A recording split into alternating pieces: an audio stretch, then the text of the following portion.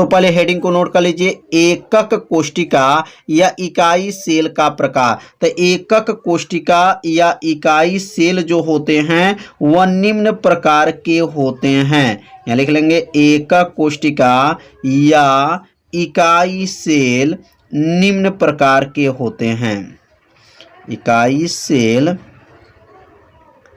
निम्न प्रकार के होते हैं, प्रकार के होते हैं। अब पहले का नाम क्या है और दूसरे का नाम क्या है, क्रमशः जो है सरल भाषा में बताया जाएगा परिभाषा। तो यहाँ पहला का नाम है, तो पहला पहले समझेंगे। पहला का नाम है आद्य या इसको कहेंगे सरल, आद्य या सरल एकक कोष्टिका।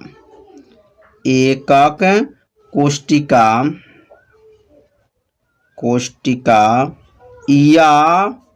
या कह सकते हैं मौलिक सेल। क्या कह सकते हैं, मौलिक सेल। और दूसरा का नाम है, दूसरा का नाम इसका हो जाएगा केंद्रित कोष्टिका। तो दूसरे का नाम हो जाएगा केंद्रित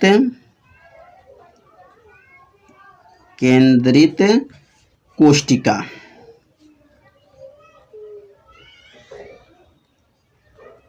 केंद्रित कोष्टिका। तो अब पहला परिभाषा समझेंगे। पहला परिभाषा क्या होगा, अब आद्य या सरल एकक कोष्टिका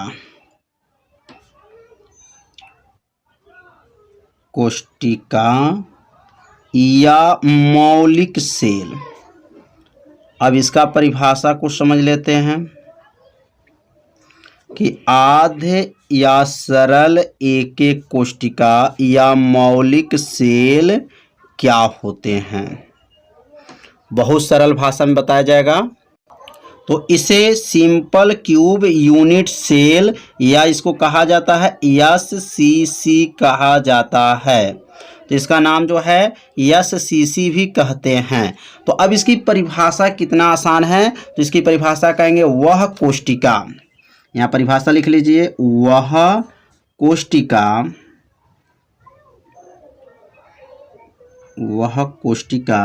जिसमें अवयवी कण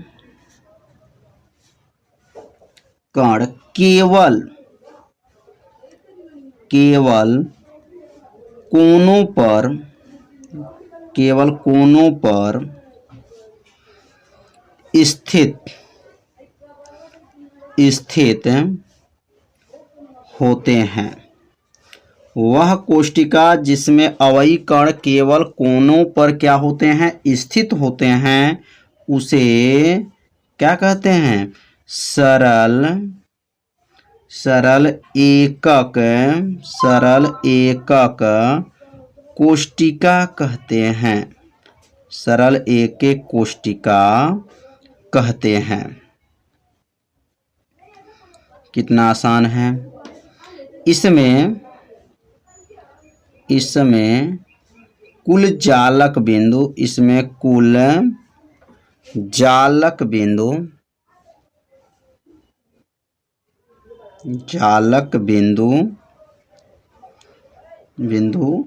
8 होते हैं। 8 होते हैं।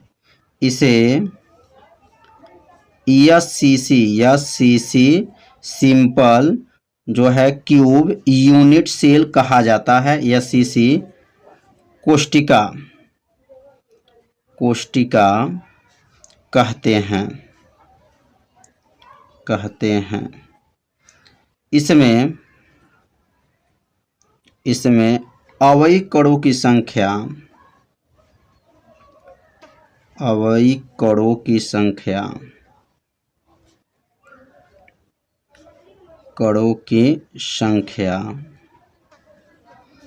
कितना होता है, तो यहाँ 1/8 × 8 से गुणा कर लेंगे, बराबर क्या होता है, इसमें 1 होता है।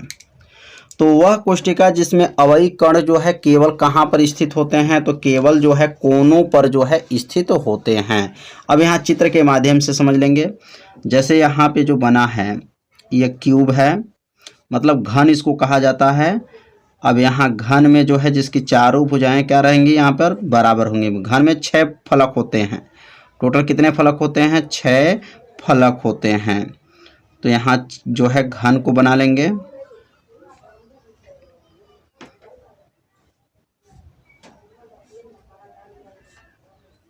यहाँ ये घन हो गया। तो अब ये घन में जो है यह कोनों पर, यहाँ पर इसके अवयवी कण जो है इस कोने पर, इस कोने पर और इस कोने पर, यहाँ पर जो है इस कोने पर जब स्थित होते हैं इसके अवयवी कण, तो क्या है, इसे सरल एक कोशिका या मौलिक सेल कहा जाता है। इसमें कितने जालक बिंदु हैं, तो 1 2 3 4 5 6 7 8, 8 जो है इसके अंदर जो है जालक बिंदु होते हैं। इसे अवयवी कण भी कहा जाता है। तो समझ में आ गया होगा कि सरल एक कोशिका या मौलिक सेल क्या होते हैं। इसमें अवयवी कण कहाँ होंगे, कोने कोने पर स्थित होते हैं, वही सरल एक कोशिका कहलाते हैं। अब हम दूसरा पढ़ेंगे, केंद्रित कोशिका क्या है। तो अब यहाँ पर दूसरा इसका जो है प्रकार पढ़ लेंगे, क्या था, केंद्रित। अब नाम से ही पता चल गया, केंद्रित मतलब केंद्र में होना चाहिए, केंद्रित कोशिका। तो केंद्रित कोशिका क्या होते हैं, अब पहले इसकी परिभाषा को समझ लेते हैं। लिखेंगे, इनमें अवयवी कण कोनों के अतिरिक्त मतलब कोनों पे भी तो रहेगा, कोनों के अतिरिक्त अन्य स्थानों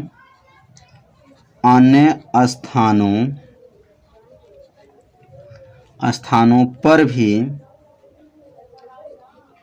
भी होते हैं, उसे केंद्रित कोशिका कहते हैं, उसे केंद्रित कोशिका कहते हैं। कितना आसान है। क्या कहेंगे, इनमें अवयवी कण जो होते हैं कोनों के अतिरिक्त जो है अन्य स्थानों पर भी क्या होते हैं, स्थित होते हैं, उसे केंद्रित कोशिका कहते हैं। और यहाँ नीचे लिख लेंगे, केंद्रित कोशिका जो होते हैं, केंद्रित कोशिका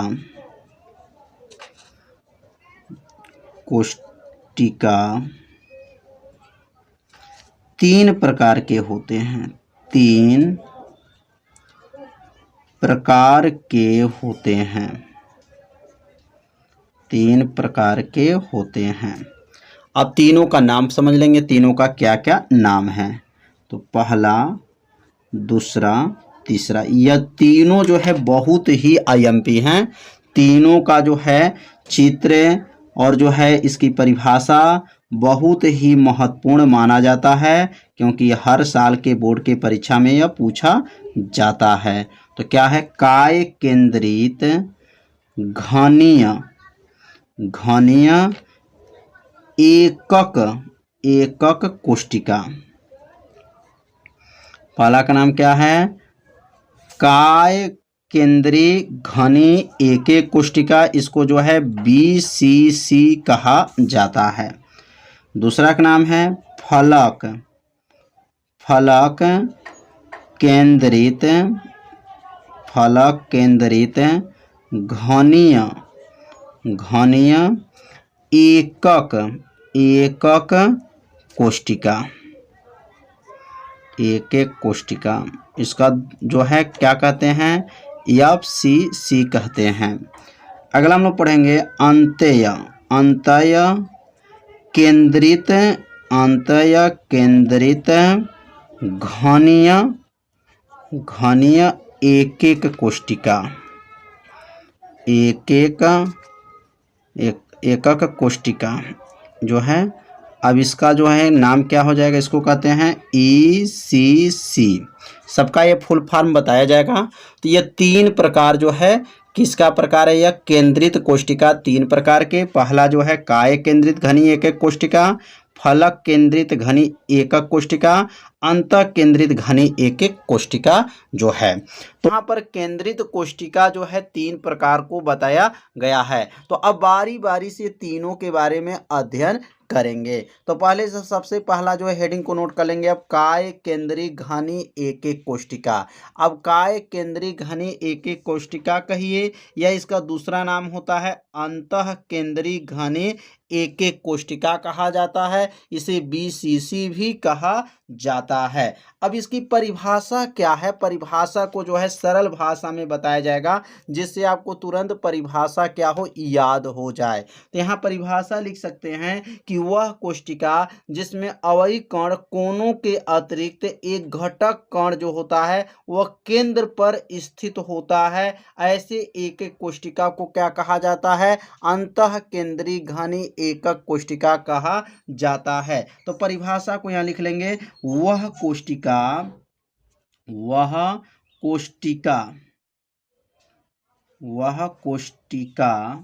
जिसमें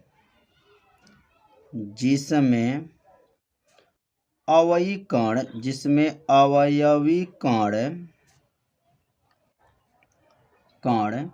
कोनों के अतिरिक्त, मतलब कोनों पे तो रहेगा लेकिन कोनों के अतिरिक्त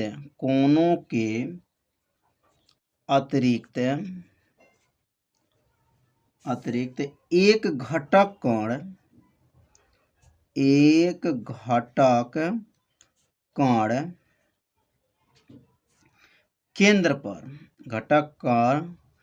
कण केंद्र पर स्थित होता है,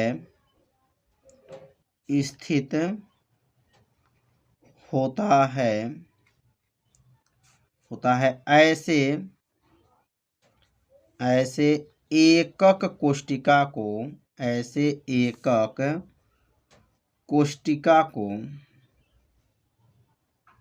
कोष्टिका को अंतः केंद्रित घनीय एकक कोष्टिका कहते हैं।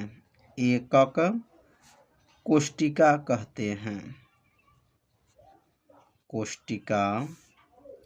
कहते हैं। कितना आसान है। तो परिभाषा कैसे बोलेंगे, वह कोष्टिका जिसमें अवयवी कण कोनों के अतिरिक्त एक घटक कण केंद्र पर स्थित होता है। अब यहाँ थोड़ा सा चित्र के बारे में समझेंगे। अब इसका यहाँ पर जो है एक घन बना लेंगे, और यहाँ घन बनाने के बाद से जो है और इसमें अवयवी कण को बताया जाएगा कहाँ कहाँ स्थित होता है। तो यहाँ जो है घन बन गया। तो आप सभी विद्यार्थी घन को बनाना भी सीख लीजिए, कैसे घन को बनाया जाता है। यह बन गया घन। अब ये घन में जो है यहाँ कोनों पे तो स्थित है, मतलब यहाँ पे इसके अवयवी कण जो होते हैं यहाँ कोने पे, यहाँ कोने पे, यहाँ कोने पे और यहाँ कोने पर स्थित है, और यहाँ पर भी कोने पर है, यहाँ पर, यहाँ पर, यहाँ पर, ये तो कोने पे हो गया। कोनों के अतिरिक्त एक घटक कण उसके केंद्र पर, केंद्र मतलब बीचों बीच में, यहाँ बीचों बीच में स्थित होता है। याद रखेंगे, मतलब ये बीचों बीच में जब स्थित होता है उसका नाम क्या हो जाएगा, तब अंतः केंद्री घनी एकक कोष्टिका कहा जाता है। पहले अवयवी कण जो है कोने पे स्थित है, लेकिन एक जो है घटक कण जो है कहाँ पे स्थित है, उसके केंद्र पर स्थित है। अब यहाँ पर विशेष बातों को आपको ध्यान देना है। पहला विशेष बातों को आपको ध्यान देंगे, विशेष नंबर 1, विशेष। अब 1, विशेष 1 में क्या ध्यान देना है, इसमें 9 जालक होते हैं। इसमें कितने जालक होते हैं, तो लिखेंगे इसमें 9 जालक होते हैं। कैसे पता चला 9 जालक हैं, तो यहाँ गिन सकते हैं कितने जालक हैं, तो 9 जालक होते हैं। यहाँ पे 1 2 3 4 5 6 7 8 और 1 9 टोटल जालक होते हैं। अब यहाँ विशेष नंबर 2 आपको याद रखना है। तो विशेष नंबर 2, इसमें अवयवी कणों की संख्या, इसमें अवयवी कणों की संख्या, कणों की संख्या कितना होता है। तो इसमें अवयवी कणों की संख्या जो होता है बराबर करेंगे और यहाँ लिखेंगे 1/8 गुणे 8 हो जाएगा प्लस 1 हो जाएगा। याद रखेंगे इसमें कैसे निकाला जाएगा। 8 है यहाँ पर, 8 कोने पे है, इसलिए 1/8 गुणे 8 हो गया प्लस 1 हो जाएगा। 8 से 8 को काट दीजिए, 1 प्लस 1 बराबर क्या हो गया 2। इसमें अवयवी कणों की संख्या क्या है 2 होता है। और इसमें परमाणुओं की अगर संख्या निकालते हैं, तीसरा इसमें परमाणुओं की संख्या, तो लिखेंगे इसमें परमाणुओं की संख्या या परमाणु संख्या लिख सकते हैं, परमाणु संख्या। और परमाणु संख्या को किससे दिखाया जाएगा, तो याद रखिएगा Z से। यहाँ पर कैसे निकाला जाएगा, तो परमाणु संख्या जो है जैसे ऊपर निकाला गया सेम ऐसे यहाँ पर भी लिखेंगे 1/8 गुणे 8 प्लस 1। 8 से 8 को काट दीजिए, क्या बचेगा 1 प्लस 1 बराबर 2। तो इसमें भी जो है क्या लिखेंगे, परमाणु संख्या 2 है और अवयवी कणों की संख्या भी 2 है। तो अवयवी कणों की संख्या जितना रहता है उतना ही परमाणुओं की भी संख्या होता है। तो अंतः केंद्रीय घनी एक एक कोशिका जो है आप लोग अच्छे से समझ लिए होंगे। तो अब हम लोग सीखेंगे फलक केंद्रीय एक एक कोशिका। तो अब यहाँ पर हेडी नोट कर लेंगे, फलक केंद्रीय घनी एक एक कोशिका, इसको क्या कहा जाता है, FCC कहा जाता है। अब इसकी परिभाषा क्या है, तो बहुत सरल परिभाषा है। तो लिख लेंगे इसकी भी परिभाषा, लिखेंगे वह कोशिका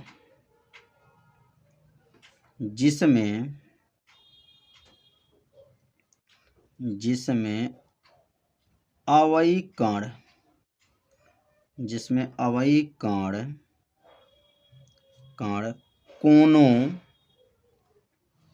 कोनों के अतिरिक्त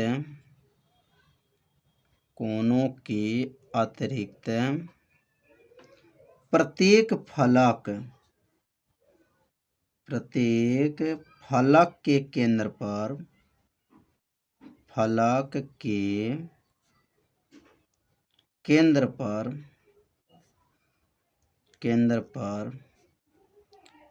स्थित होते हैं ऐसे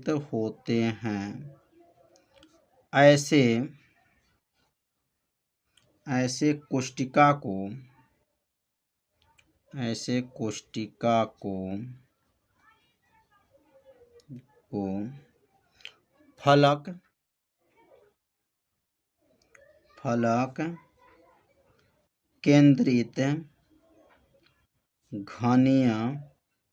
केंद्रित घनीय एकक कोशिका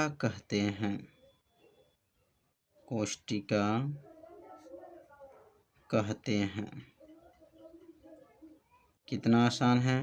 वह कोशिका जिसमें अवयवी कण कोनों के अतिरिक्त, माने कोनों पे तो रहेगा, उसके अतिरिक्त प्रत्येक फलक के केंद्र पर भी स्थित होते हैं, ऐसे कोशिका को फलक केंद्रित घनी एक एक कोशिका कहते हैं। अब यहाँ चित्र के माध्यम से समझेंगे। तो पहले सबसे पहले जो है यहाँ घन बनाएंगे। तो आप सभी विद्यार्थी घन बनाना तो सीख गए होंगे। तो घन बनाना जो है सीख लीजिए, कैसे इसको घन को बनाया जा रहा है। अब यहाँ घन जब बन जाएगा तो यहाँ पर इसके जो है अवयवी कण को बताया जाएगा कहाँ कहाँ पे इसके अवयवी कण होते हैं।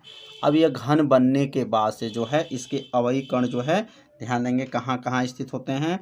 पहले कोने पे स्थित रहेंगे, यहाँ पर जो है, यहाँ जो है टोटल जो है यह कोनों पे पहले स्थित हो गए। कोनों के अतिरिक्त प्रत्येक फलक पर तो प्रत्येक फलक, जैसे ऊपर जो एक फलक है तो यहाँ एक फलक हो जाएगा, फिर यहाँ नीचे हो जाएगा, फिर यहाँ पे सामने हो जाएगा, इसके सामने हो गया, मतलब सामने हो जाएगा। यहाँ पे जो है इसके पीछे है और इसके आगे है, तो यहाँ पे 2 बनाना पड़ेगा, मतलब ये पीछे के लिए हो जाएगा और एक जो है आगे के नहीं हो जाएगा। तो यहाँ पे टोटल जैसे 6 फलक होते हैं और यहाँ पे जो है 6 फलक मतलब 1 फलक, 2 फलक, 3 फलक, 4 फलक, 5, 6 फलक, मतलब यहाँ पर एक आगे फलक है, एक पीछे फलक है। तो टोटल यहाँ 6 फलक तो यह हो गया और जो है यहाँ पर 8 कोने हैं। तो इसका मतलब कुल जो है जालक इसमें कितने होते हैं? 14 जालक होते हैं। तो यहाँ लिख लेंगे, इसमें विशेष में पहला लिखेंगे। अब विशेष पहला, विशेष नंबर जो है पहला लिखेंगे। इसमें 14 जालक होते हैं। इसमें 14 जो है जालक होते हैं। टोटल कितने जालक हैं? 14 जालक होते हैं। और दूसरा विशेष याद रखेंगे, इसमें अवयवी कणों की संख्या, इसमें अवयवी कणों की संख्या, अवयवी कणों की संख्या। तो अवयवी कणों की संख्या जो है कैसे निकाला जाएगा? तो यहाँ 8 फलक है, इसलिए 1/8 गुणे 8 कर लेंगे और यहाँ प्लस याद रखेंगे। और यहाँ पे जो है, और यहाँ जो है फलक पे है तो यहाँ पर 1/2 गुणे आज यहाँ पर 6 हो जाएगा। मतलब जो है कोने पे जब रहेगा तो 1/8 गुणे 8 होगा, माने 1/8 से भाग करते हैं, यहाँ पर 8 से भाग करेंगे।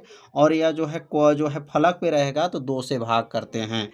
अब ये 8 से 8 को काट देंगे, 2 से 6 को काट देंगे, 3 बार में गया, ये 1 बार में गया। तो कितना हो जाएगा? 1 + 3 और 1 और 3 जोड़ेंगे तो क्या हो जाएगा? 4। तो इसमें अवयवी कणों की संख्या क्या हो गया? 4 हो गया। अब तीसरा जो इसका विशेष याद रखेंगे, इसमें परमाणु संख्या क्या होता है? तो लिखेंगे इसमें परमाणु संख्या, परमाणु संख्या। तो जैसे यहाँ पर अवयवी कणों निकाला गया, सेम ऐसे निकालना पड़ेगा। 1/8 गुणे 8 प्लस 1/2 गुणे 6। 8 से जो है 8 कट जाएगा 1 बार में, और 2 से 6 काटेंगे 3 बार में, 3 1 क्या हो जाएगा? 4। इसमें अवयवी कणों की संख्या और परमाणुओं की संख्या कितनी होती हैं? 4 होती हैं। परमाणु की संख्या किसे दिखाते हैं? Z से प्रदर्शित करते हैं। तो समझ में आ रहा होगा कैसे इसको निकाला गया है। तो याद रखिए, यहाँ पर 1/8 मतलब जो कोने पे रहेगा तो 8 से भाग, और जो है फलक पे रहेगा तो 2 से भाग किया जाता है। तो अब लास्ट जो बचा है, अब लास्ट के बारे में भी समझ लेते हैं।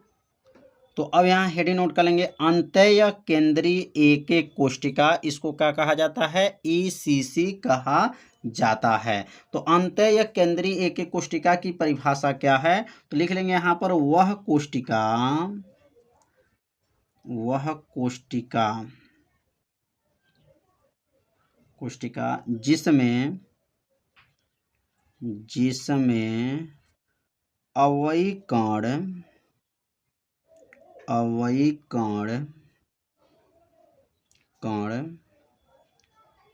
कोनों के अतिरिक्त कहाँ पे स्थित होते हैं? तो लिखेंगे कोनों के अतिरिक्त किन्हीं दो विपरीत फलकों पे, किन्हीं दो विपरीत फलकों के केंद्र पर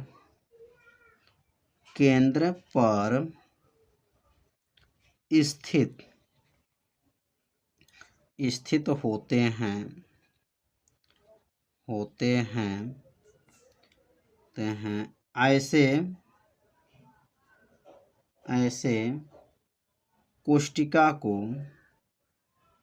ऐसे कोशिका को अंत्य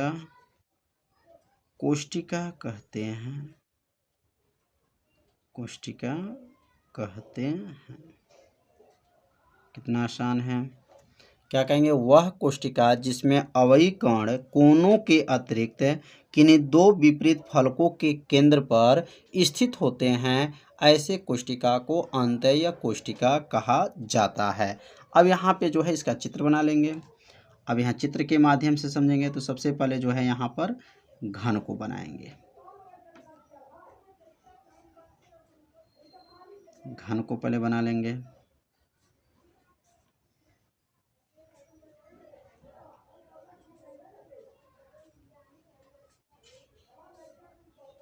ये घन हो गया।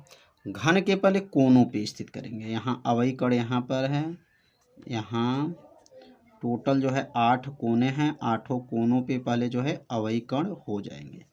अब क्या लिखा है, अवयवी कण कोनों के अतिरिक्त किन्हीं दो विपरीत फलक, जैसे मान लीजिए यह फलक है यहाँ पर है, तो इसके ठीक सामने यह हो जाएगा विपरीत फलक, या ऊपर करेंगे या नीचे कर सकते हैं। तो यहाँ विपरीत फलक ही पर जो है अवयवी कण स्थित होते हैं, उन्हीं को क्या कहा जाता है, अंतः केंद्रीय एक एक कोशिका कहा जाता है। तो इसमें लिखेंगे विशेष में पहला भी लिखेंगे, इसमें विशेष में पहला लिखेंगे। इसमें चालक बिंदु कितने हैं, तो 8 तो कोने हैं और 8 2 फलक हो गए, 8 2 कितने हो गए 10। तो लिखेंगे इसमें 10 जालक होते हैं, 10 जालक होते हैं। कितना आसान है, इसमें कितने जालक होते हैं, 10 जालक होते हैं। पहला विशेष हो गया। दूसरा लिखेंगे इसमें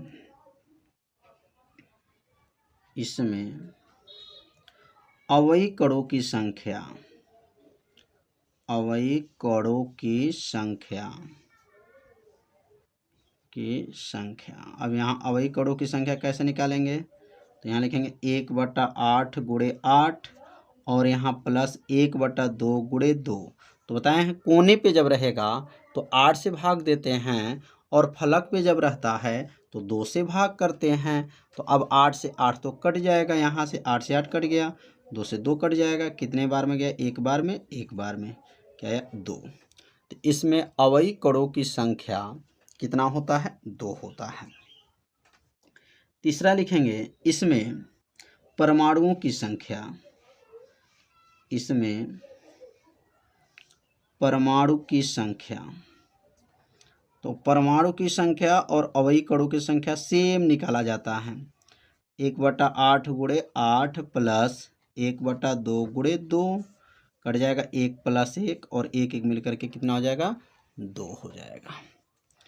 इसमें परमाणु संख्या कितना होता है, तो अंतः जो है केंद्रीय एक एक कोशिका में, अंतः या एक एक कोशिका में क्या होता है, कणों की संख्या 2 होता है और परमाणु संख्या भी 2 होता है। तो यह केंद्रित कोशिका के तीनों जो है प्रकार पढ़ लिए। सबसे पहले हेडिंग को नोट कर लीजिए, संकुलन दक्षता। संकुलन दक्षता का दूसरा नाम होता है संकुलन क्षमता भी कहते हैं। इसकी परिभाषा बहुत सरल भाषा में बताया जाएगा। तो अब यहां परिभाषा लिख लेंगे, किसी परमाणु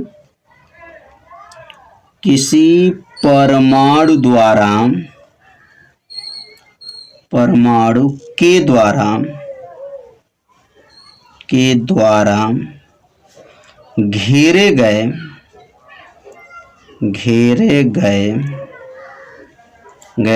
कुल आयतन प्रतिशत को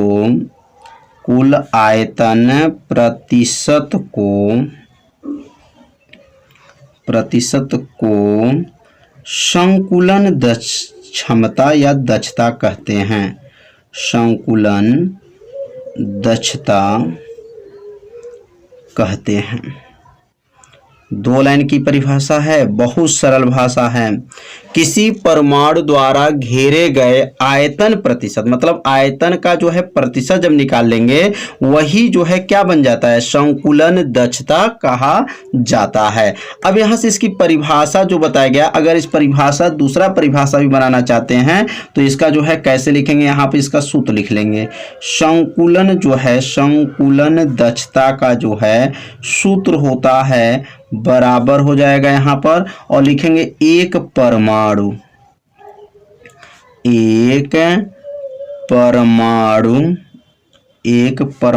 का आयतन बटा हो जाएगा, पूरे का बटा होने के बाद से लिखेंगे कुल परमाणु का आयतन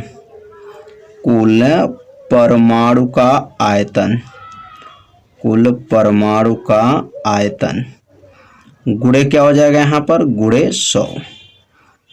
तो यहाँ पे जो है चाहे इससे भी परिभाषा बोल सकते हैं कि संकुलन दक्षता क्या होता है, तो कहेंगे एक परमाणु का आयतन और कुल परमाणु के आयतन के अनुपात को जब प्रतिशत में बदला जाता है तो उस मान को क्या कहा जाता है, संकुलन दक्षता कहा जाता है।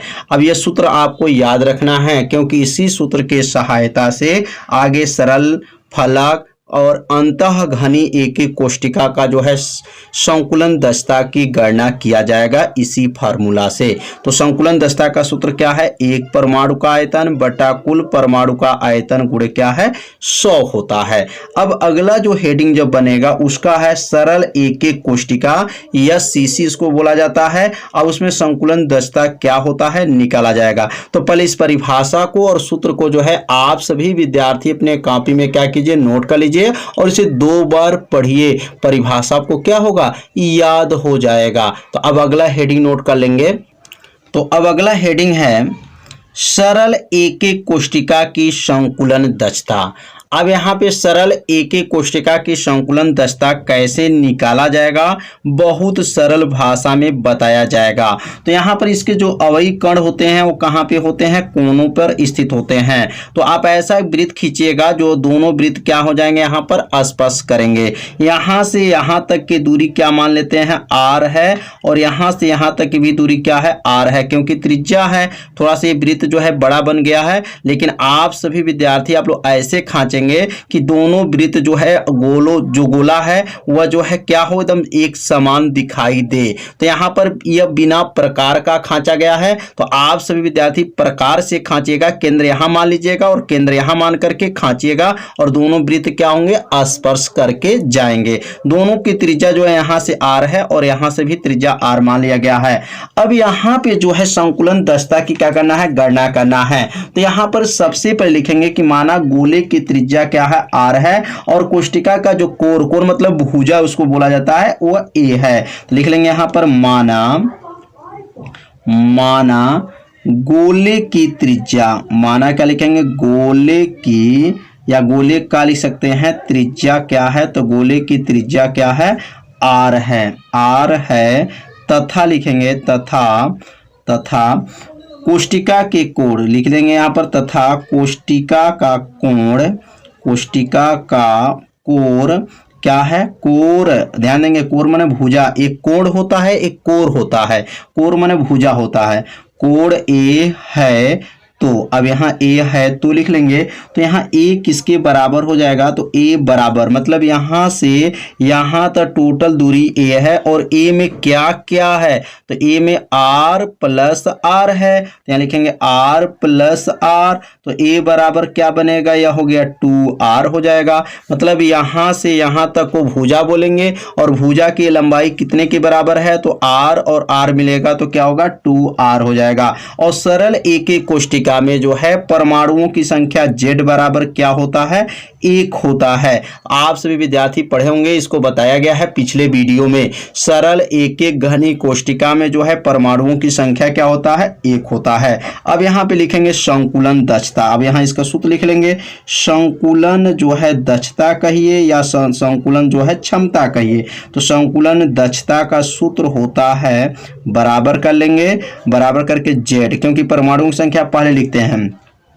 उसके बाद लिखेंगे गोले का आयतन, मतलब यहाँ पे जो लगा हुआ देख रहे हैं गोला है, तो इसलिए लिखेंगे गोले का आयतन बटा, अब पूरा क्या है, तो यहाँ पे पूरा देखेंगे क्या है, घन है, तो लिखेंगे घन का आयतन, गोले का आयतन बटा क्या हो जाएगा, यहाँ पर घन का आयतन हो जाएगा, घन का आयतन। क्योंकि अभी हम लोग संकुलन दक्षता क्या पढ़े हैं, एक परमाणु का आयतन बटा कुल परमाणु। तो एक परमाणु क्या है, गोला है, और दूसरा पूरा परमाणु क्या है, तो घन है, और गुणे क्या हो जाएगा, यहाँ पर 100 हो जाएगा। तो Z गुणे गोले का आयतन बटा घन का आयतन गुणे क्या हो गया, 100 हो गया। Z का मान इसमें क्या दिया गया, तो Z का मान 1 हो गया। गोले का आयतन आप सभी विद्यार्थी जानते होंगे 1/3 पाई r का क्यूब होता है, बटा हो जाएगा। और घन का आयतन आप सभी विद्यार्थी जानते होंगे भुजा का क्यूब होता है, और और भुजा इसमें क्या माना गया है, ए माना गया है, इसने ए का क्यूब हो जाएगा, गुणे क्या हो जाएगा यहाँ पे 100 हो जाएगा। अब यहाँ ए का मान कितना दिया गया है, तो यहाँ ए का मान 2r है। अब यहाँ ए के जगह पे 2r रख लेंगे। अब यहाँ पर 4 का गुणा 1 में करेंगे तो क्या बनेगा, 4/3 हो गया, पाई हो गया, r का क्यूब हो गया, गुणे क्या हो जाएगा 100 हो गया, बट्टा हो जाएगा। और ए को हटा देंगे, ए के स्थान पे क्या लिखेंगे, 2r के ऊपर का घात होगा 3 घात होगा। अब 2r का घन करेंगे तो 2 दूना 4, 4 दूनी क्या होगा 8 हो जाएगा। तो अगला लाइन क्या बनेगा, तो 4/3 हो गया, पाई r का क्यूब हो गया, गुणे क्या हो गया 100 हो गया, बटा हो जाएगा। और यहाँ 2 का घन जब करेंगे तो क्या बनेगा 8 हो जाएगा, 8r का क्यूब हो जाएगा, क्योंकि 2 का गुणा 3 बार किया जाएगा, 2 दूना 4 और 4 दूनी 8 होता है। अब r का क्यूब से r का क्यूब काट देंगे और कटने के बाद से जो है अब यहाँ बचेगा क्या, तो यहाँ 4 पाई है, गुणे 100 है और बटा में 3 है और बटा में क्या है 8 है। तो अब अगले लाइन लिखेंगे, तो अब अगला लाइन यहाँ लिख लेंगे, क्या बचा था 4 बचा था, पाई बचा था और क्या बचा था, गुणे 100 बचा था, बटा में क्या था, बटा में जो है 3 है और गुणे क्या है 8 है। अब यहाँ मान को रख लेंगे, तो यहाँ क्या लिखेंगे, 4 पाई का मान होता है 3.14, गुणे क्या हो जाएगा यहाँ पर 100 बटा हो जाएगा और यहाँ लिखेंगे 3 गुणे जो है 8 हो जाएगा। तो यह जो है 4 पाई गुणे 100, क्योंकि आर क्यू से आर क्यू को क्या किए हैं, काट दिए हैं। काटने के बाद से जो बचा, क्या बचा था यहाँ पर 4 पाई गुणे क्या था 100/3 गुणे 8 बचा था। अब यहाँ 4 हो गया और पाई का मान 3.14 हो गया, गुणे 100 हो गया, 3 गुणे 8 हो गया। मतलब यह मान 3.14 किसका है, तो पाई का मान होता है। पाई का मान 22/7 लिखिए या 3.14 लिख सकते हैं। अब यहाँ 4 से कट जाएगा, 4 से 8 कट गया, 4 दूनी 8 हो जाएगा, बराबर हो जाएगा। और 100 से जब इसका गुणा करेंगे तो इसका दशमलव क्या हो जाएगा, हट जाएगा, क्योंकि यहाँ 2 स्थान दशमलव था। तो यहाँ पे क्या हो जाएगा 314 हो जाएगा, 314 बटा हो जाएगा और द्वितीयां क्या हो जाएगा, द्वितीयां 6 हो जाएगा। अब 6 से जो है 314 में क्या करेंगे, भाग कर देंगे। भाग करने के बाद से क्या इसका मान आएगा, तो 52.4 जो है इसका मान आ जाएगा। तो यह भाग दे करके आप लोग चेक कर लीजिएगा कि 52.4 आ रहा है कि नहीं आ रहा है। तो यहाँ लिख देंगे अतः, लिखेंगे अतः सरल एक, लिखेंगे सरल जो है एक एक कोष्टिका में जो है सरल घनी एक एक कोष्टिका है, या सरल लिख सकते हैं एकक कोष्टिका में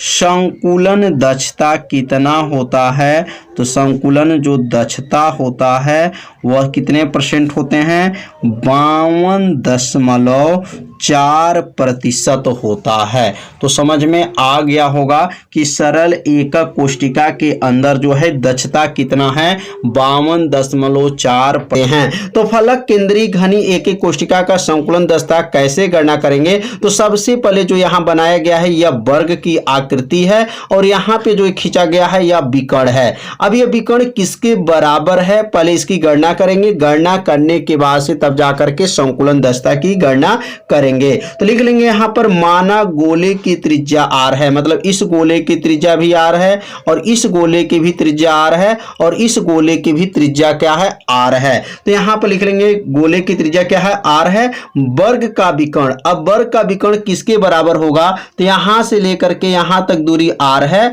और यहाँ से लेकर के यहाँ तक 2r होगा और यहाँ से लेकर के r होगा, क्योंकि ये टोटल पूरा व्यास होगा और यहाँ पर इसकी त्रिज्या होगा। मतलब यहाँ से यहाँ तक ये विकर्ण है, तो विकर्ण किसके बराबर होगा, तो इसमें r लिखेंगे यहाँ पर r प्लस ये पूरा गोला है इसलिए लिखेंगे यहाँ पर क्या 2r प्लस पुनः जो है यहाँ पे देखेंगे आपका यहाँ पे इसकी त्रिज्या क्या ले लेंगे, इसकी त्रिज्या क्या ले लेंगे r। तो कितना हो गया r 2r और एक मिलकर के कितना हो गया 4r हो जाएगा। और वर्ग का विकर्ण का सूत्र क्या होता है, तो सूत्र पढ़े होंगे आप लोग, भुजा कर्णी में क्या होता है, भुजा कर्णी में 2 होता है, बराबर हो गया और यहाँ क्या हो जाएगा 4r हो गया। अब यहाँ लिखेंगे भुजा बराबर क्या हो जाएगा, तो भुजा बराबर हो जाएगा 4r बटा क्या हो गया, करनी में 2 हो जाएगा। भुजा को किसे दिखाएंगे, ए से दिखाएंगे, ए बराबर, अब यहाँ क्या लिखेंगे, 4r बटा क्या हो जाएगा, करनी में 2 है। अब यहाँ परमेकारी गुणक करेंगे, परमेकारी गुणक जो है आप सभी विद्यार्थी जानते होंगे, करनी 2 है तो करनी 2 से ऊपर नीचे क्या कर देंगे, गुणा कर देंगे। अब अगला लाइन जो बनेगा, a बराबर होगा 4 का गुणा जो है करनी 2 में करेंगे तो क्या बनेगा, 4 करनी में 2 r बटा हो जाएगा, और करनी 2 और करनी 2 मिलकर के क्या बनेगा, 2 हो जाएगा। अब ये 4 को जो है 2 से काट देंगे, 2 दूना 4 हो जाएगा। कितने बार में जाएगा, तो 2 बार में गया। अब ये 2 कैसे हुआ, तो करनी 2 मतलब करनी में 4 होगा, और करनी 4 का मान क्या होता है, तो करनी 4 का मान 2 होता है, इसलिए यहाँ 2 लिख देंगे। 2 से 4 को काट देंगे तो क्या आ गया, a बराबर आ गया, a बराबर 2 करनी में 2 r आ गया। तो a का मान जो निकल गया 2 करनी में 2 r आ गया। अब यहाँ पर फलक केंद्री एक एक कोष्टिका में आप सभी विद्यार्थी जानते होंगे परमाणुओं की संख्या, तो z बराबर इसमें क्या होता है, फलक जो है केंद्री एक एक कोष्टिका में जो है परमाणुओं की संख्या बताया गया था, कितना होता है, तो 4 होता है। यह जो है शुरू में जो है फलक केंद्री घनी एक एक कोष्टिका से आप क्या समझते हैं, इसमें बताया गया था परमाणुओं की संख्या क्या होती है, 4 होती हैं। अब यहाँ पे जो है सूत्र लिखेंगे संकुलन दक्षता। अब यहाँ सूत्र लिख लेंगे संकुलन दक्षता। तो संकुलन दक्षता का सूत्र क्या होता है, तो यहाँ संकुलन दक्षता बराबर हो जाएगा z गुणे हो जाएगा, और यहाँ लिखेंगे गोले का जो है आयतन, क्या लिखेंगे यहाँ पर, गोले का आयतन। तो गोले का जो है आयतन हो जाएगा, और बटा क्या हो जाएगा यहाँ पर, बटा, और यहाँ बनेगा घन का आयतन हो जाएगा। तो लिखेंगे यहाँ पर घन का आयतन। ये किसका सूत्र है, तो संकुलन दक्षता का जो है यह सूत्र है, आप सभी विद्यार्थी जानते भी हैं, पिछले वीडियो में भी बताया गया था। अब यहाँ z का मान क्या है, तो z का मान यहाँ 4 लिख देंगे। गोले का आयतन क्या होता है, तो 4/3 पाई r का क्यूब होता है, बटा हो जाएगा, और घन का आयतन का सूत्र होता है 1 ऊपर 3 घात, मतलब भुजा का क्यूब होता है। अब यहाँ a का मान देखिए क्या आया, 2 करनी में 2 आया है, यहाँ पे रख लेंगे, और 4 में 4 का गुणा करेंगे तो 4 चौको क्या बनेगा, 16 पाई r का क्यूब बटा 3 बटा, और a का मान रख देंगे, a का मान क्या रखेंगे, 2 करनी में 2, क्या है, 2 करनी में 2 r है, और यहाँ पे पावर क्या हो जाएगा, पावर 3 घात हो जाएगा। तो अब यहाँ पे जो है 2 करनी 2 जो है r का गुणा जो है कितने बार करेंगे, 3 बार करेंगे। तो यहाँ पे क्या बनेगा, यहाँ बन जाएगा 16 पाई r का क्यूब बटा हो जाएगा, बटा, और यहाँ 3 हो जाएगा बटा। अब यहाँ पे बटा होने के बाद से जो है अब यहाँ पे 2 का गुणा जो है 3 बार करेंगे, 2 करनी 2 का गुणा 3 बार जब होगा तो क्या बनेगा, तो यहाँ पर जो है 2 करनी 2 का गुणा, जैसे 2 दूना 4, 4 दूनी 8, 8 तो यह हो गया 8। करनी 2 का गुणा जब 3 बार करेंगे तो यहाँ पर करनी 2 करनी में 2 और करनी में 2 गुणा करेंगे, तो ये 2 दूना 4, तो करनी 4 का मान क्या होता है, 2, 2 करनी में 2 हो जाएगा। मतलब इसका गुणा जब 3 बार करेंगे तो क्या आएगा, 2 करनी में 2 आ जाएगा। तो यहाँ पे रफ में बताया गया है, इसको आप लोग जो है चाहे तो लिखिए, नहीं चाहेंगे तो इसको मत लिखिएगा। मतलब इसका गुणा 3 बार करेंगे तो करनी 2 तो 2 होता है, और करनी 2 को उतार देंगे। इसका मतलब जो है यह 2 का गुणा जब 3 बार करेंगे तो 2 दूना 4, 4 दूनी 8 हो गया, और इस करनी 2 का गुणा जब 3 बार करेंगे तो क्या जाएगा, यहाँ पर 2 करनी में 2 हो जाएगा, और यहाँ क्या है, r का क्यूब है। अब यहाँ पर r का क्यूब से r का क्यूब जो है क्या करेंगे, काट देंगे। अब काटने के बाद क्या बचेगा, अब उसको नोट कर लेंगे।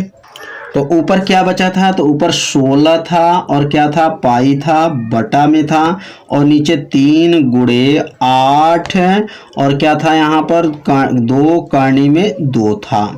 तो समझ में आ रहा होगा कि 16 ऊपर में था, नीचे हर में 3, और हर में क्या था, 8 गुणे 2 करनी में 2 था।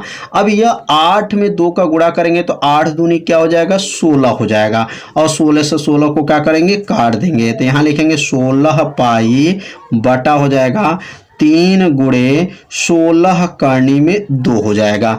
अब ये 16 से 16 क्या हो गया, कट गया। कटने के बाद से यहाँ पे क्या बचेगा, और यहाँ देखिए गुणे 100 छूट रहा है क्योंकि सूत्र में 100 होता है। यहाँ पे जो है संकुलन दस्ता में 100 होता है और यहाँ पर भी जो है 100 बना लीजिए। यहाँ पर जो है सूत्र में क्या है, यहाँ गुणे 100 और यहाँ पर भी गुणे 100 और यहाँ पर भी गुणे जो है आप लोग 100 बना लीजिए क्योंकि सूत्र में जो है 100 रहता है। संकुलन दस्ता आप लोग पढ़े होंगे, यहाँ पर भी 100 होगा तो 100 से जो है इसमें गुणा भी रहता है। तो अब यहाँ 100 से जब गुणा कर लेंगे तो अब यहाँ पर जो है क्या है, पाई का मान क्या होता है, 3.14 होता है।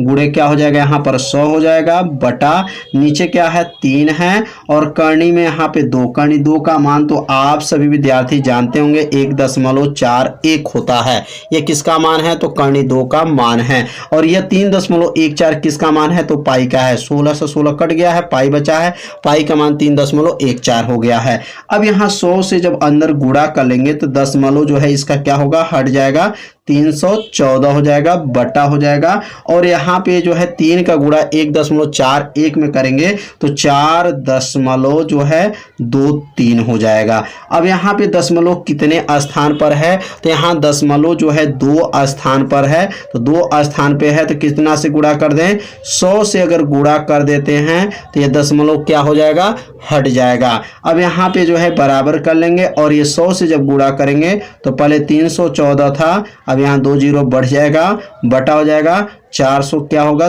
23 हो जाएगा। अब 423 से जो है 31 जो है हजार जो है 400 में क्या कर देंगे, भाग करेंगे तो भाग जब देंगे तो लगभग जो है कितना आ जाएगा, 74% आ जाएगा।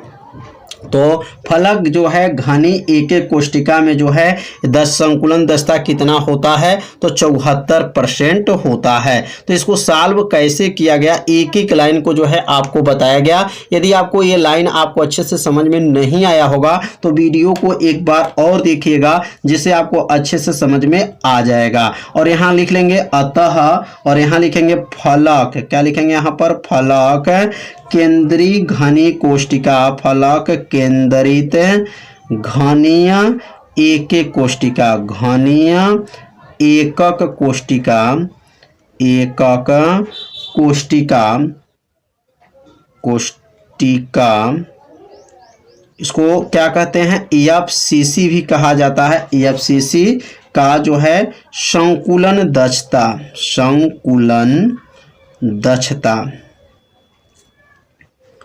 संकुलन दक्षता कितना होता है, 74% होता है, 74% होता है। कि यह अंदर मतलब केंद्र के अंदर, जैसे यहाँ पर एक घन बना हुआ है तो यहाँ पर एक गोला यहाँ दिखाई दे रहा है, एक गोला, 2 गोला और यहाँ 3 गोला, 3 गोला इसके अंदर है। अब यहाँ से यहाँ तक जो दिखाई दे रहा है टोटल कितने के बराबर होगा, तो इसकी त्रिज्या r है, इसकी दोनों क्या हो जाएगा, पूरा व्यास होगा क्योंकि पूरा गोला है इसलिए इसकी टोटल व्यास क्या होगा 2r हो जाएगा। और यहाँ से इसकी गोले की त्रिज्या क्या है, r है, तो r और 2r मिलके 3r और एक मिलकर के क्या हुआ 4r, मतलब ये विकर्ण किसके बराबर हुआ, 4r के बराबर हुआ। तो यहाँ सबसे पहले जो लिखना पड़ेगा कि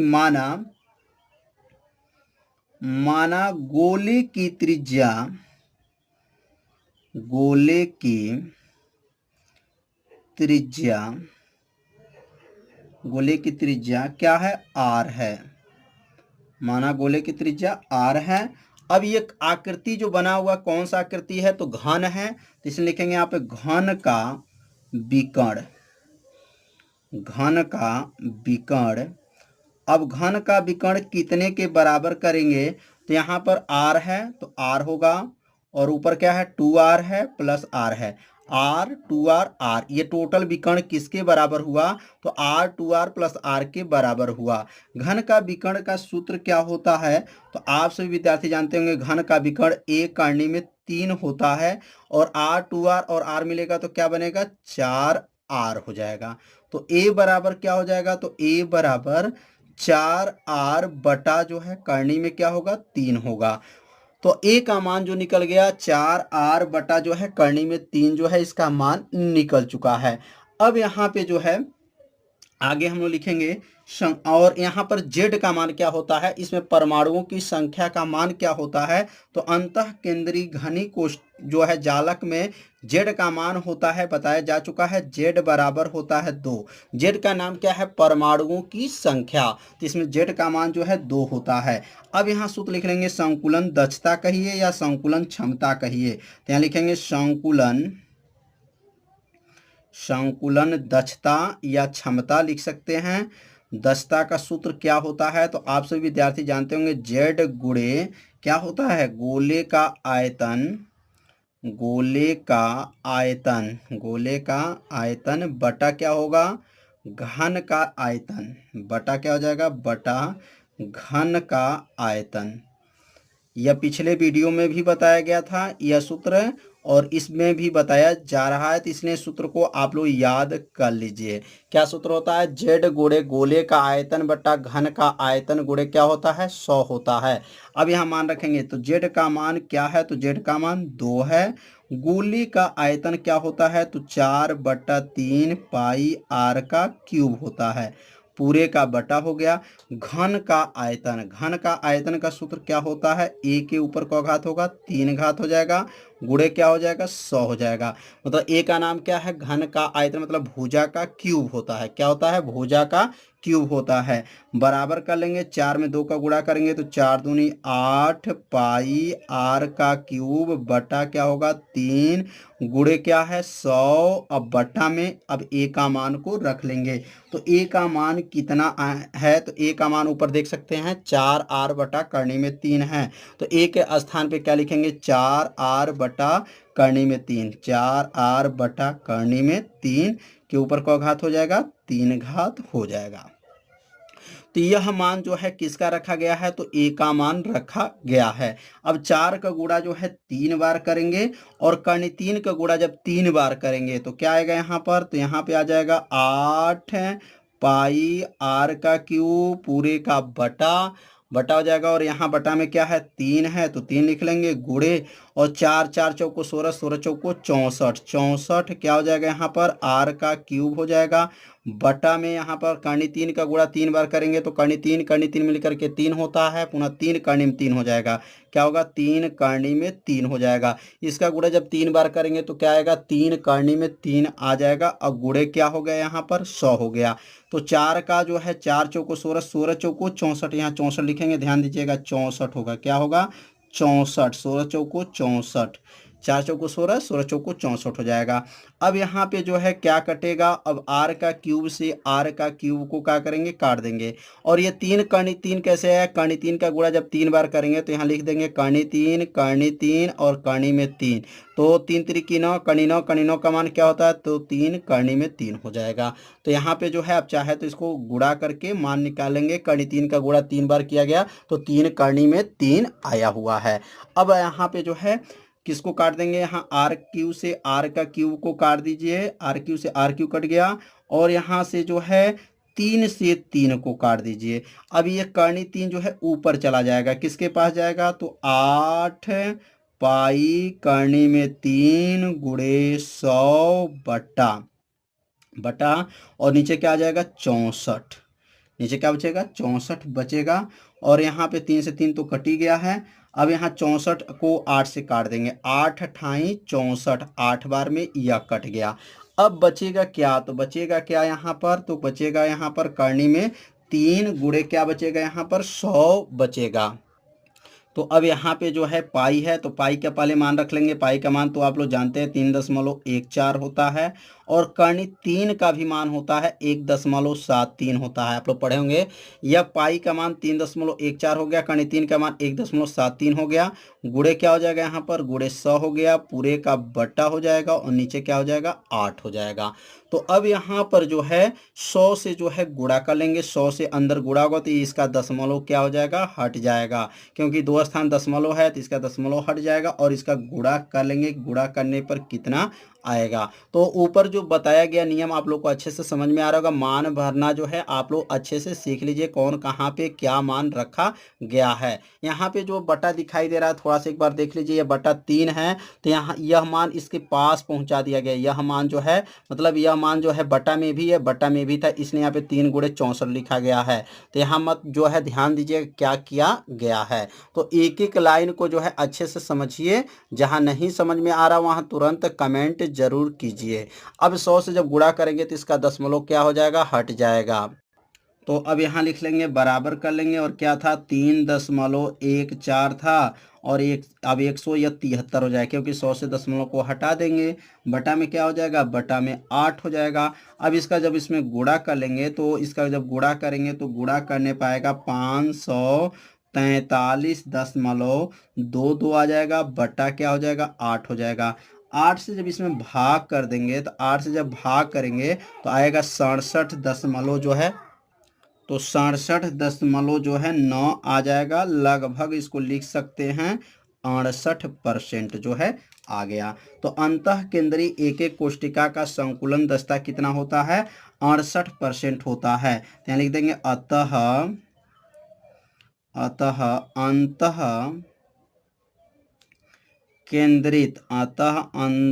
केंद्रित एकक कोष्टिका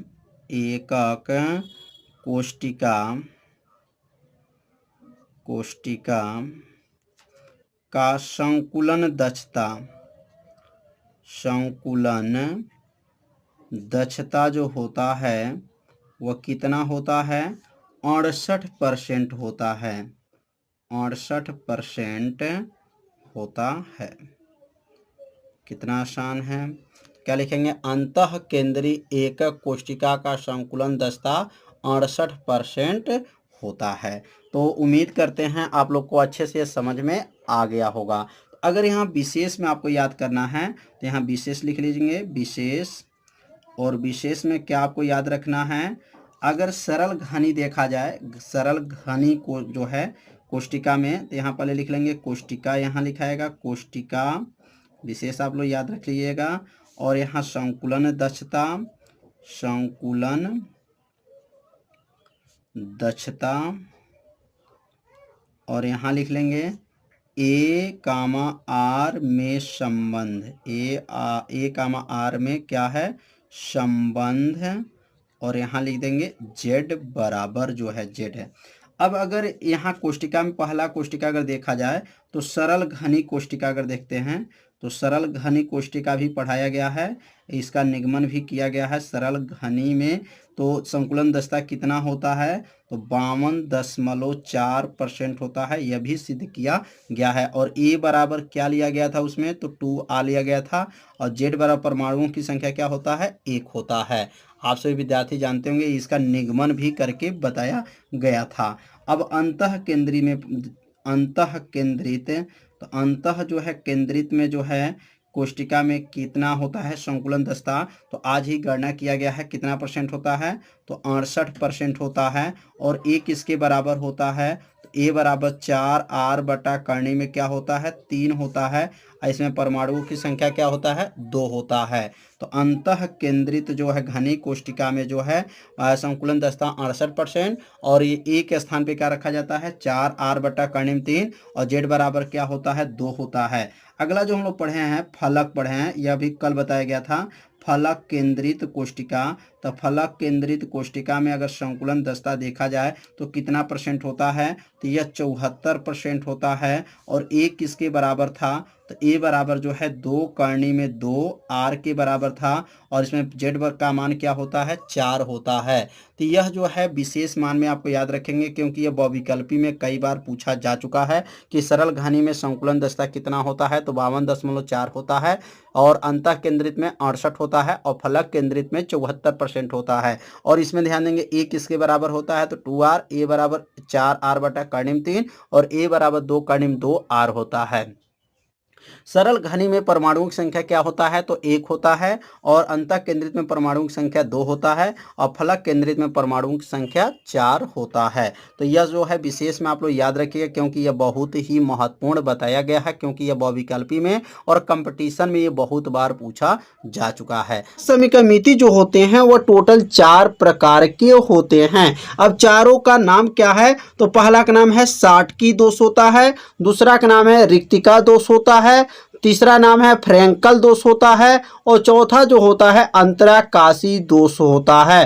टोटल 4 दोष पढ़ना है, और ये चारों दोष में से एक दोष जो है हर साल के बोर्ड की परीक्षा में पूछा जाता है। तो इसलिए आप सभी विद्यार्थी चारों दोषों को याद जरूर कर लीजिए। अब अगला परिभाषा क्या बनेगा? साटकी दोष।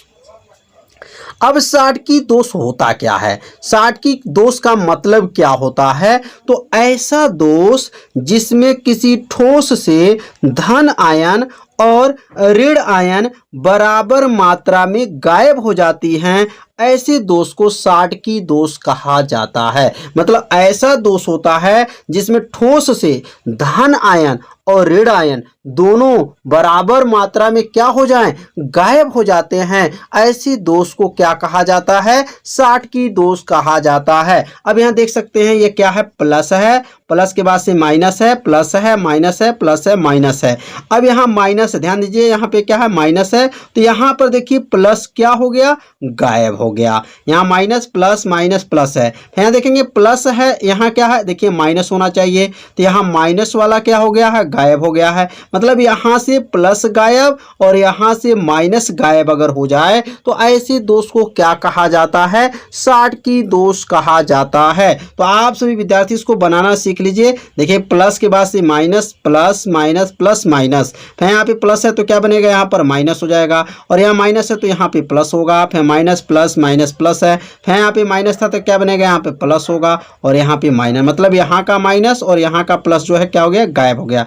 जब यह माइनस है तो यहाँ प्लस होगा, माइनस प्लस माइनस, फिर minus plus minus plus minus plus बनेगा। तो यह जो बना हुआ है कैसा दोष है? तो इसमें साटकी दोष है। अब साटकी दोष कैसे है? क्योंकि इसके अंदर जो है धन आयन और ऋण आयन बराबर मात्रा से क्या हो गया है? गायब हो गया है। अब इसका कारण क्या होता है? कारण भी पूछा जाता है, तो लिखेंगे इस दोष के उत्पन्न होने का मुख्य कारण ठोसों का उच्च आयनिक होना, जिसके वजह से जो है यह दोष पाया जाता है। मतलब ठोसों के अंदर जो है उच्च जब आयनिक हो जाता है तो यह दोष क्या होता है? उत्पन्न हो जाता है। इसमें उच्च संयोजन संख्या है, मतलब इसके अंदर जो है साटकी दोष के अंदर जो है उच्च संयोजन संख्या होता है। इसके वजह से जो है धन आयन और ऋण आयन जो है बराबर मात्रा से क्या होते हैं? गायब हो जाते हैं। ऐसे दोष को क्या कहा जाता है? साटकी दोष कहा जाता है। जैसे में अगर एग्जाम्पल पूछा जाए तो आप बताएंगे NaCl होता है, KCl होता है, AgBr होता है, CaCl होता है।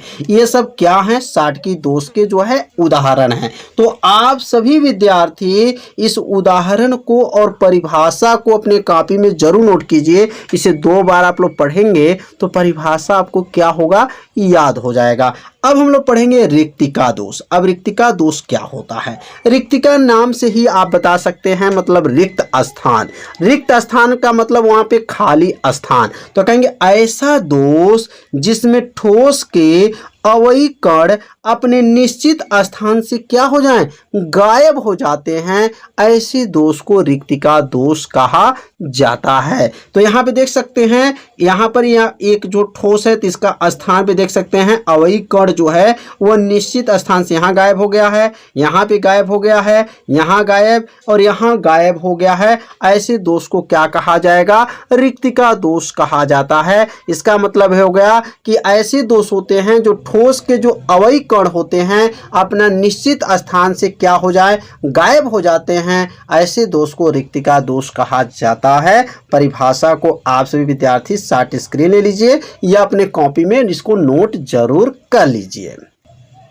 अब इसका कारण क्या होता है? मतलब रिक्तिका दोष का कारण क्या होता है जिसके वजह से जो है यह क्रिया उत्पन्न हो जाता है? तो लिखेंगे यह दोष के उत्पन्न होने के कारण पदार्थ का घनत्व कम हो जाना। अगर पदार्थ का जब घनत्व कम हो जाता है तो उनके अवयवी कण जो होते हैं वो निश्चित स्थान से क्या हो जाते हैं, गायब हो जाते हैं। ऐसे दोष को रिक्तिका दोष कहा जाता है। मतलब इनके अंदर जो घनत्व होता है वह क्या रहता है, कम रहता है। अब जैसे में क्या याद करेंगे, NaCl, इसका नाम तो आप लोग जानते हैं, नमक होता है। NaCl, KCl, C5Cl, AgBr जो होते हैं वह रिक्तिका दोष में आते हैं। अब इसके पहले जो हम लोग पढ़े हैं साटकी दोष, और साटकी दोष में भी उदाहरण यही था, NaCl, KCl और AgBr है। तो यहाँ पर जो है कई बार ऐसे प्रश्न पूछे जाते हैं, कौन सा ऐसा दोष होता है जो कौन सा ऐसे पदार्थ होते हैं जो दोनों दोष पाए जाते हैं। तो जैसे NaCl में जो है साटकी दोष भी होता है और रिक्तिका दोष भी होता है। KCl में भी जो है साटकी दोष होता है और रिक्तिका दोष होता है, और इसमें AgBr में भी ऐसे होता है, मतलब साटकी और रिक्तिका दोष पाया जाता है। अब अगला हम दोष पढ़ेंगे फ्रेंकल दोष। अब यह कैसा दोष होता है, फ्रेंकल दोष का मतलब क्या होता है, अब इनके बारे में भी समझ लेते हैं। तो कहेंगे ऐसा दोष जिसमें कोई अतिरिक्त धन आयन, मतलब इसमें अतिरिक्त मतलब अलग से धन आयन अपना स्थान छोड़कर अंतराकाशी स्थान ग्रहण कर लेता है, इस प्रकार के दोष को फ्रेंकल दोष कहा जाता है। तो क्या कहेंगे, ऐसा दोष जिसमें कोई अतिरिक्त धन आयन अपना स्थान को क्या करेगा, छोड़ देगा, और छोड़ करके अंतराकाशी मतलब उसके अंदर स्थान ग्रहण कर लेता है। तो इस प्रकार के दोष को क्या कहा जाता है, फ्रेंकल दोष कहा जाता है। जैसे में आप कहीं कुर्सी पर बैठे हैं और आपका कोई दोस्त आ जाता है, तो उससे जो है बचने के लिए आप धीरे से कुर्सी से उठते हैं और धीरे से किनारे जाकर के बैठ जाते हैं, मतलब उनको दिखाना नहीं चाहते हैं। तो इस एक प्रकार का क्या है, वह दोष है। उसी प्रकार जो है क्या है, ठोस में भी ऐसे होते हैं,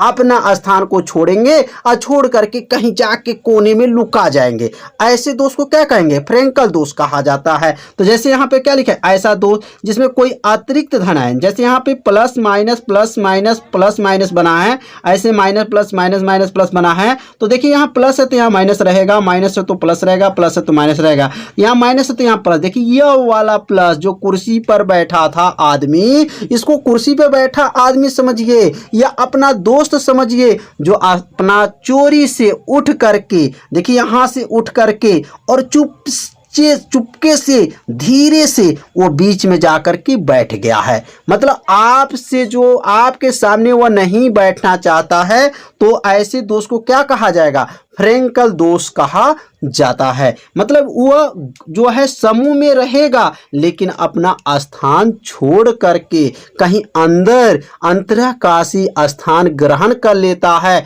इस प्रकार के दोष को क्या कहा जाता है, फ्रेंकल दोष कहा जाता है। तो परिभाषा आप सभी विद्यार्थी समझ गए होंगे।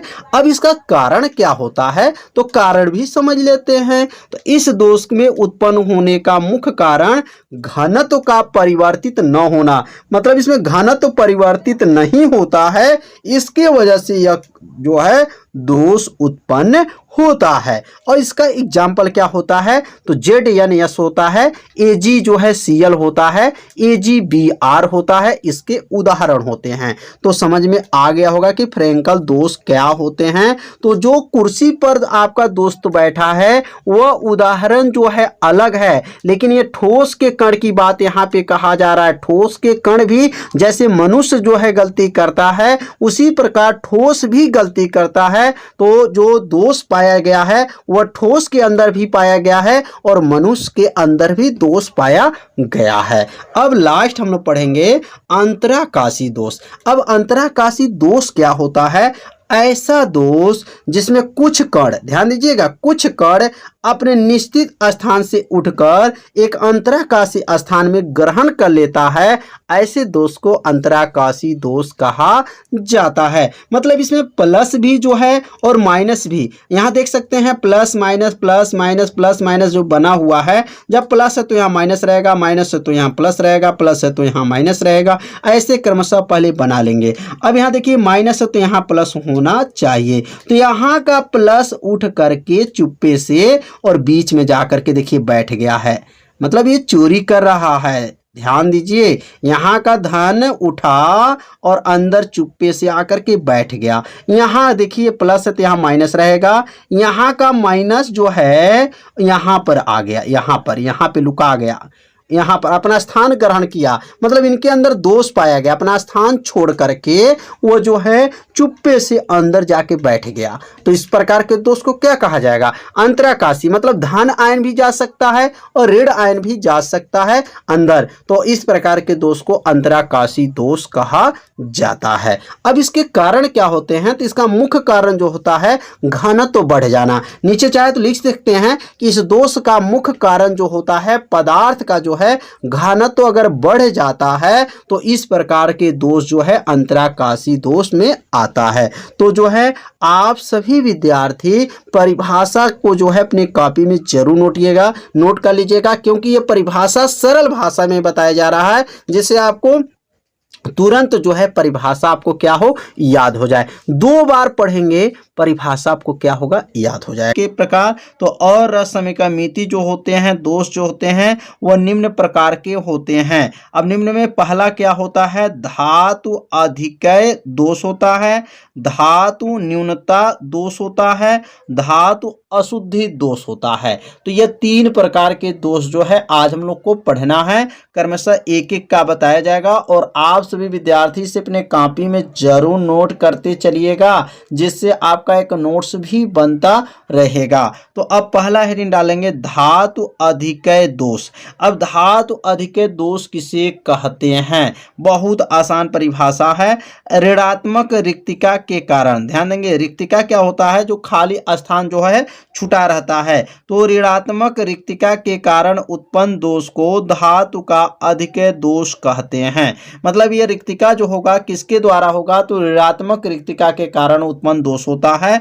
तो यहाँ पे लिख देंगे जैसे NaCl है। अब ये NaCl यौगिक जो होता है, इसको जब गर्म किया जाता है तो ये Na के ऊपर प्लस हो जाता है और Cl के ऊपर माइनस में जो है टूट जाता है, जिसका अर्थ यह होता है कि Na का अपना एक इलेक्ट्रॉन जो है किसको दे दिया है? Cl को देता है, और जो है Cl जो है ऋणात्मक हो जाता है, तभी यह दोष उत्पन्न होता है। अब यहाँ पे जो है उदाहरण के तौर पे लिख देंगे कि यह दोष जो है NaCl यौगिक में पाया जाता है। मतलब धातु अधिकय दोष जो होता है वह जो है किस में पाया जाता है? NaCl मतलब सोडियम क्लोराइड में पाया जाता है। जब सोडियम क्लोराइड को क्या किया जाता है? गर्म किया जाता है, तो Na प्लस तथा Cl माइनस आयन में क्या होता है? टूट जाता है। यहाँ देख सकते हैं Na के ऊपर प्लस है और Cl के ऊपर जो है माइनस में क्या हो गया है? टूट गया है, जिसका अर्थ यह है कि Na का अपना एक इलेक्ट्रॉन जो है Cl को देता है। मतलब Na का एक इलेक्ट्रॉन किसको दे दिया है? वह Cl को दे देता है, और Cl क्या हो जाता है? ऋणात्मक हो जाता है। ऋणात्मक कब होते हैं? मतलब जब इलेक्ट्रॉन को ग्रहण करते हैं तो वह ऋणात्मक माना जाता है, तभी यह दोष उत्पन्न होता है। तभी यह दोष कौन सा उत्पन्न होता है? धातु अधिकय दोष जो है उत्पन्न हो जाता है। तो धातु अधिकय दोष जो है आप सभी विद्यार्थी समझ लिए होंगे कि मतलब इसकी परिभाषा क्या है और इसका उदाहरण क्या है। तो इसे अपने कॉपी में जरूर नोट कीजिए और इसे शॉर्ट स्क्रीन जरूर ले लीजिए, और अपने कॉपी में जब लिखे रहेंगे तो इसको आपको अच्छे से समझ में आता रहेगा। अब अगला लास्ट पढ़ेंगे धातु जो है न्यूनता दोष क्या होता है। अब धातु न्यूनता दोष क्या है? बहुत छोटा परिभाषा है। यह दोष परिवर्तित संयोजक दर्शाने वाले धातुओं को यौगिकों में पाया जाता है। यह जो दोष होता है वह परिवर्तित माने अलग अलग जो है संयोजकता दर्शाने वाले धातुओं के यौगिकों में क्या होता है? पाया जाता है। इस प्रकार के दोष को क्या कहते हैं? धातु न्यूनता दोष कहते हैं। जैसे FeO, FeS, NiO में यह दोष पाया जाता है। तो यहाँ पे लिख देंगे कि यह परिवर्तित जो संयोजक होते हैं उसमें जो है यह दोष को पाया जाता है, इसी को धातु न्यूनता दोष कहा जाता है। तो बहुत सरल परिभाषा है, इस परिभाषा को शॉर्ट स्क्रीन लीजिए और अपने कॉपी में जरूर इसको क्या कीजिए? नोट कर लीजिए। अब लास्ट हम लोग पढ़ेंगे धातु अशुद्धि दोष क्या होता है। तो धातु अशुद्धि दोष के बारे में अब अध्ययन कर लेंगे। धातु अशुद्धि दोष क्या है? वह दोष जो भिन्न प्रकार के आयनों में उपस्थित के कारण होता है। मतलब ऐसा दोष होता है जो भिन्न प्रकार के मतलब अलग अलग प्रकार के आयनों में उपस्थित होता है। आयन मतलब धन आयन या ऋण आयन, धन आयनों और ऋण आयनों के कारण जो है उत्पन्न होता है। इस प्रकार के दोष को क्या कहा जाता है? धातु का अशुद्धि दोष कहा जाता है। तो ये 2 लाइन की परिभाषा है, इसे 2 बार पढ़िएगा, परिभाषा आपको क्या होगा? याद हो जाएगा। और यहां लिख देंगे NaCl SrCl2 के कुछ मात्रा मिलाने पर SR के ऊपर प्लस चार्ज हो जाता है तथा Na के ऊपर एक प्लस के स्थान को घेर लेता है। तो इस प्रकार का दोष क्या कहलाता है? धातु का अशुद्धि दोष कहलाता है। तो बहुत सरल परिभाषा है। अब हम लोग पढ़ेंगे मोस्ट IMP। अब हर साल के बोर्ड के पेपर में यह पूछा जाता है कि साटकी दोष तथा फ्रेंकल दोष में अंतर क्या है। तो यह दोष जो है अंतर बहुत बार परीक्षा में पूछा जा चुका है, इसलिए इस अंतर को जो है आप सभी विद्यार्थी जरूर तैयार कर लीजिएगा, क्योंकि यह अंतर बहुत ही महत्वपूर्ण माना जाता है। तो पहले साटकी दोष तथा फ्रेंकल दोष में जो अंतर लिखने के बाद से जो है पहले 2 कॉलम बनाएंगे और एक कॉलम में जो लिखेंगे साटकी दोष लिखेंगे और दूसरे कॉलम में जो लिखेंगे फ्रेंकल दोष लिख लेंगे। अब साटकी दोष क्या है? तो लिखेंगे इसमें धन आयन तथा ऋण आयन के आकार आपस में बराबर होता है। मतलब साटकी दोष में जो होता है इसमें धन आयन और ऋण आयन का जो आकार होता है वह आपस में क्या होते हैं? बराबर होता है। लेकिन जो है फ्रेंकल दोष में ऐसा नहीं होता है। इसमें जो धन आयन होते हैं तथा ऋण आयन जो होते हैं वह आपस में बराबर नहीं होते हैं। मतलब धन आयन तथा ऋण आयन के आकार आपस में बराबर नहीं होता है। तो इसमें आकार बराबर होता है और इसमें आकार बराबर नहीं होता है। कितना आसान अंतर है, इसे एक बार पढ़ेंगे तो परिभाषा आपको क्या होगा? याद हो जाएगा। अब दूसरा इसमें क्या लिखेंगे? इसमें घनत्व कम होता है। इसमें जो घनत्व होता है क्या होता है? कम होता है, लेकिन इसमें घनत्व जो है क्या होता है? नियत होता है। तो कितना आसान है भी परिभाषा, घनत्व कम है, इसमें घनत्व नियत होता है। इसमें पारावैद्युतांक नियत होता है। अब इसमें पारावैद्युतांक पदार्थ तो आप लोग जानते होंगे, कागज, अभ्रक, मोम जो होता है वह पारावैद्युतांक पदार्थ होता है। इसमें क्या होता है? नियत होता है।